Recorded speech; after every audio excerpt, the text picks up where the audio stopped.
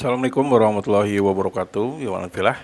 Pada video kali ini kita akan kembali belajar ya dari profesor yang kebetulan mengajar menjadi dosen di Singapura.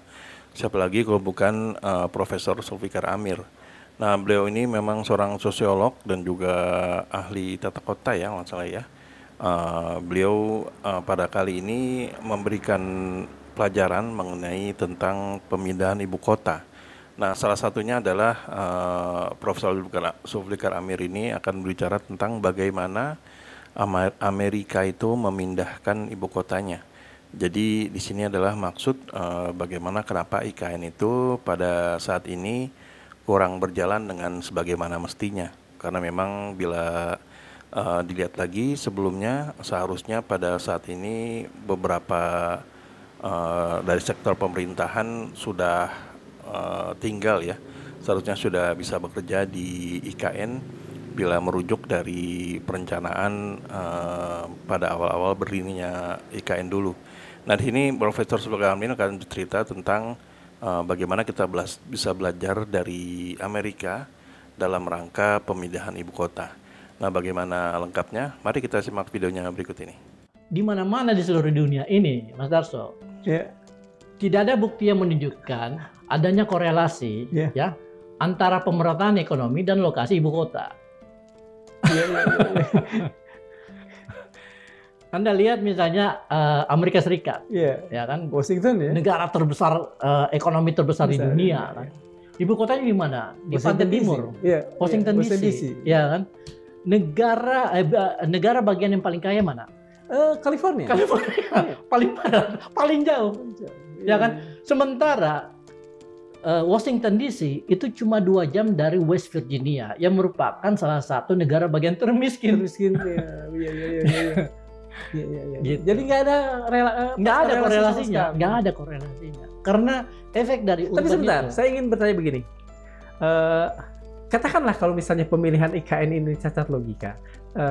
Ini kita agak geser ya, tapi mungkin agak punya relevansi. Ya. Sebetulnya apa yang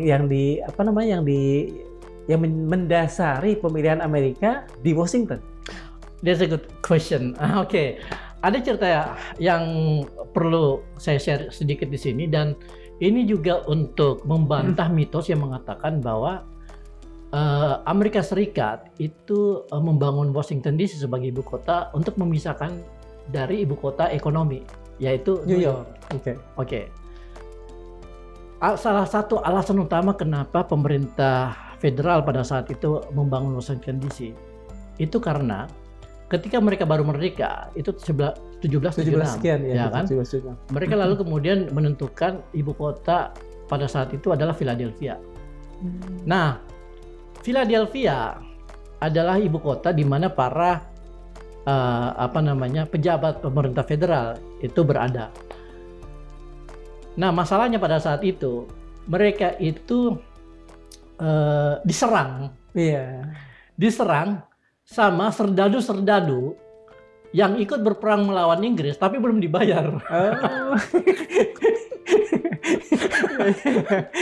Jadi mereka tidak aman. Akhirnya mereka pindahin tuh ibu kota ke beberapa kota lain, sempat di New Jersey, sempat di New York itu yang terakhir gitu. Sebelum akhirnya mereka bilang, kayaknya kita bikin ibu kota baru aja. Washington DC. Dan dia terlalu jauh juga kan? Nah, Washington DC itu kan berada di dekat Virginia kan? Iya, betul. Jadi Virginia itu udah masuk bagian Amerika bagian selatan. Nah, yang menginisiasi revolusi melawan Inggris itu adalah para landlord ya, pemilik tanah di Amerika bagian utara. Ya kan. Nah, mereka minta bantuan para landlord dari Amerika Selatan. Ya kan, di Virginia, Florida dan sebagainya. Ya kan. Terus para landlord bagian selatan bilang, oke, kita bantu, tapi nanti kamu bayar ya utang ya. Ya kan. Nah, setelah mereka merdeka, ya kan, mereka membangun ibu kota. Nah, salah satu cara supaya utang itu lunas di sini aja, yang dekat wilayah kalian aja gitu. Jadi intinya begini, pembangunan ibu kota Washington DC itu sangat politis. Dan tidak ada hubungannya sama kota New York. Ya, jadi karena ada yang bilang, ada beberapa lah, termasuk beberapa pendukung pembangunan IKN. Salah satu alasannya, wah kita harus membedakan ibu kota politik sama ibu kota ekonomi. Ketika Washington DC dibangun, New York itu nggak seperti sekarang, Mas.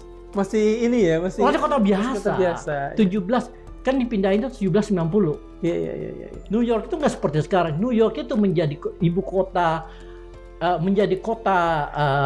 global, ibu kota kapitalisme dunia. Itu akhir abad 19. 100 tahun kemudian. Ya kalau kita lihat buku film Gangs of New York itu, ya masih kampung. Ya betul, kampung-kampung. Ya makanya. Nah, ini yang perlu kita klarifikasi, mitos bahwa dibutuhkan pemisahan ibu kota politik sama ibu kota ekonomi gitu. Apa yang terjadi di Amerika itu sama sekali tidak seperti itu. Contoh yang lain itu adalah Canberra, Australia. Ya kan ini mengatakan bahwa Canberra itu dibangun untuk memisahkan ibu kota politik sama ibu kota ekonomi. Padahal Canberra itu dibangun jadi ibu kota. Kenapa? Karena Melbourne sama Sydney berantem mau jadi ibu kota. Ambillah yang kemudian jalan tengahnya udahlah. Canberra aja kita bangun di tengah-tengah gitu kan, Canberra yang akhirnya menjadi kota yang. Tapi barangkali itu paling tidak lebih masuk akal lah daripada IKN ini. Oh iya, sangat. Karena toh akhirnya kita lihat Paris tetap ibu kota, London tetap ibu kota, ya kan. Dua-duanya di satu ini ya. Berlin, Tokyo, ya kan tetap ibu kota gitu. Iya. Ya, itulah tadi kuliah singkat ya dari Pak Profesor Sloga Amir, salah satu dosen yang mengajar di Nanyang Teknologi Universitas, di mana dia mengajar di bidang sains, teknologi, dan sosial. Nah, di sini kita sangat menarik karena memang menurut Zulfikar Amir, pemilihan ibu kota itu memang syarat sekali dengan nuansa politis ya. Nah, ini berbeda sekali dengan yang terjadi di IKN, di mana rata-rata Amerika dan juga Australia ini memilih kotanya masing-masing, memilih Canberra dan juga Washington DC. Itu salah satunya adalah dikarenakan karena muatan politis. Namun yang perbedaannya adalah mereka itu membangun di tempat tersebut itu jauh-jauh hari sudah direncanakan secara matang, dan juga yang paling dipikirkan adalah tentang keamanan ya, di mana Profesor Zulfikar Amir mengatakan pada saat memilih Washington DC itu ada hal-hal yang sangat dipikirkan dan terus untuk dikembangkan bagaimana apakah tepat di sini. Karena memang pemilihan ini tidak didasari oleh karena faktor ekonomi dan juga hal-hal lainnya. Hal ini juga terjadi di Canberra, di mana sebelumnya bahwa Canberra ini adalah bukan salah satu tujuan untuk menjadi ibu kota, namun sebelumnya adalah di beberapa tempat tadi yang disebutkan oleh Pak Zulfikar Amir ya.